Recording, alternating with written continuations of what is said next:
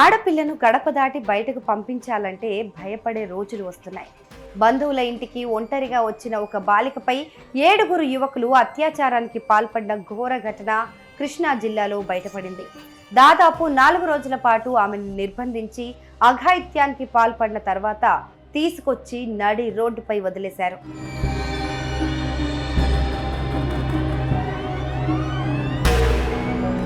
కృష్ణా జిల్లా వీరపనేనిగూడెం పోలీసులు తెలిపిన వివరాల ప్రకారం జీ కొండూరుకు చెందిన ఓ బాలిక పక్కింటి మహిళతో కలిసి వీరపనేనిగూడెం వచ్చింది. ఈ నెల 13న అక్కడ ఒక వివాదం తలెత్తడంతో మనస్తాపానికి గురైన ఆ బాలిక ఆ ఇంటి నుంచి బయటకు వచ్చేసింది.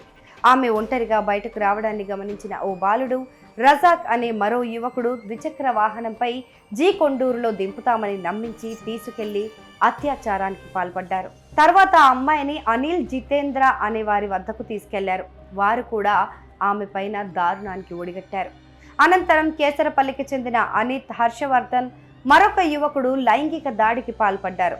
అలా 4 రోజుల పాటు ఆమెపై అఘాయిత్యానికి పాల్పడ్డారు.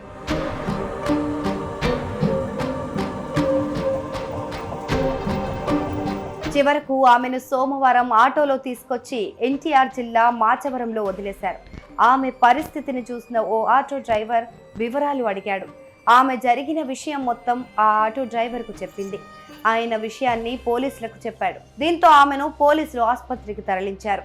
బాలిక తల్లిదండ్రుల ఫిర్యాదు మేరకు కేసు నమోదు చేసిన పోలీసులు సీసీ ఫుటేజ్ ఆధారంగా కేసును ఛేదించారు. మొత్తం 8 మందిని అదుపులోకి తీసుకొని విచారిస్తున్నారు. బాలిక మాట్లాడలేని స్థితిలో ఉండటంతో ఆమెకు మెరుగైన వైద్యం అందించడానికి ప్రయత్నిస్తున్నారు.